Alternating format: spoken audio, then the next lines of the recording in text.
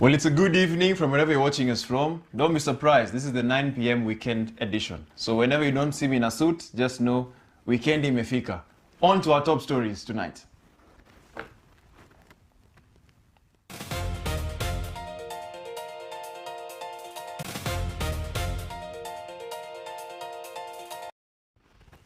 State House site hacked and a demand of a 41 million ransom has been requested.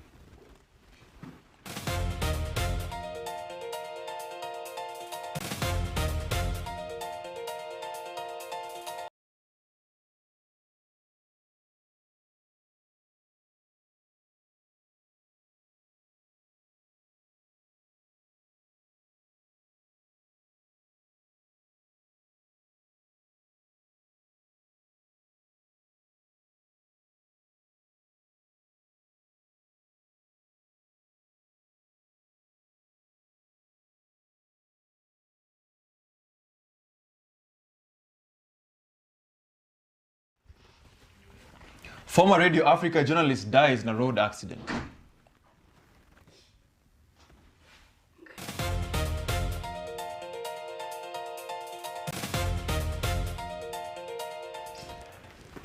Eugene Wamalwa invites Sifuna to DAP Kenya.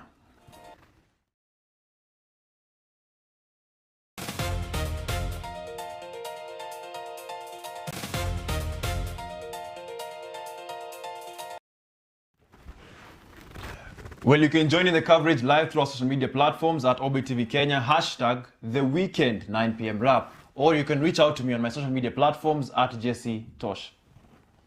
Kenya's official presidential website, president.go.ke, was hacked over the weekend, with its homepage defaced by attackers demanding a ransom of, get this, 5 bitcoins valued at approximately 41.3 million Kenya shillings.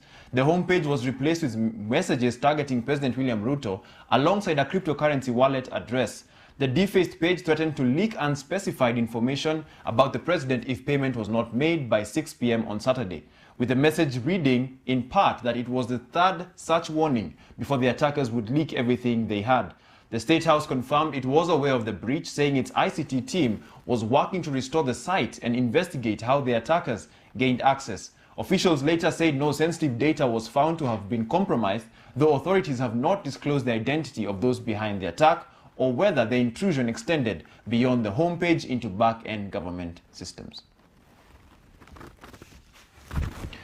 On to some sad news now. Former Radio Africa journalist Rose Mbugua, 24 years of age, was killed in a road accident involving an electric motorcycle and a concrete mixer along the Uhuru Highway in Nairobi on Friday evening.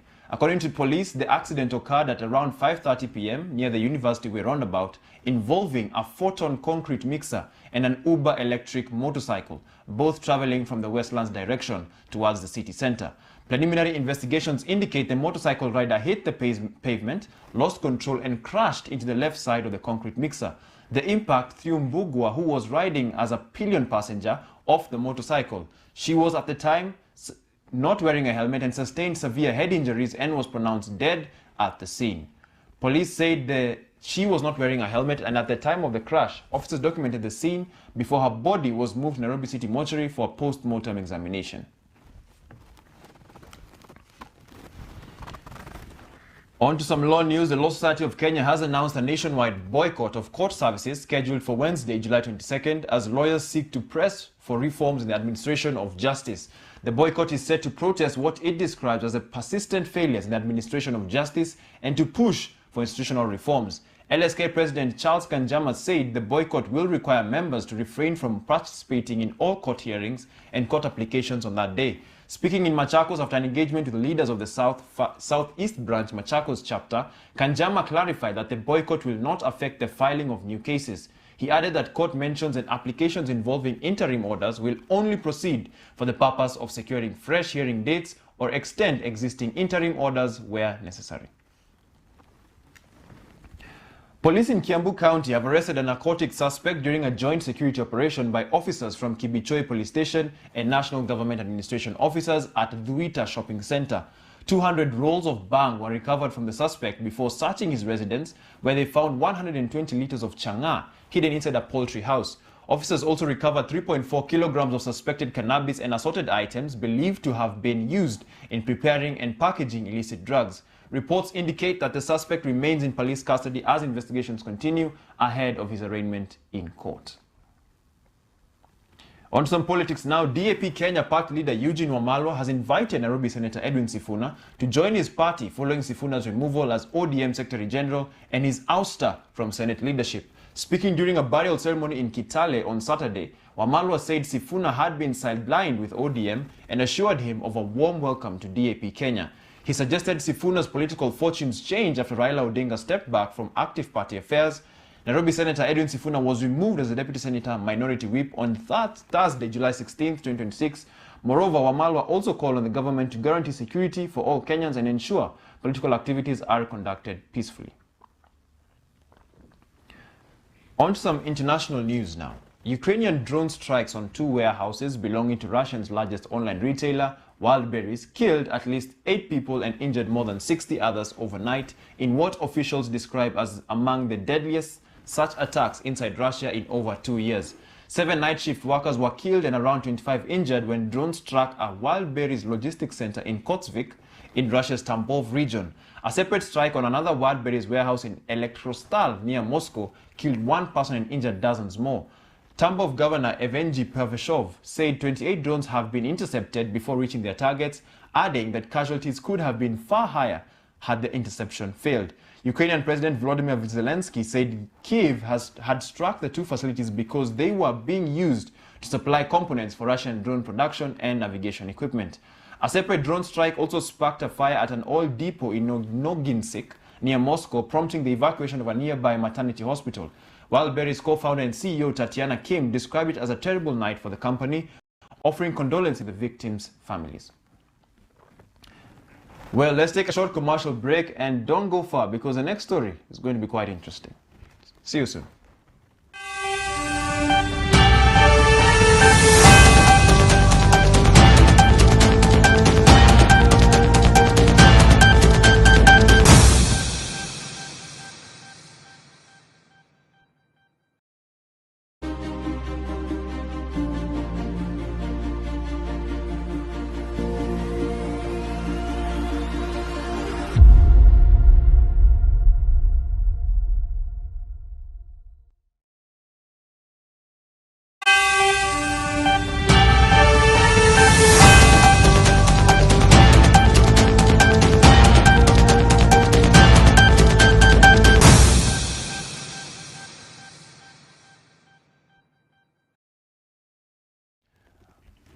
Welcome back. This is the 9 p.m. weekend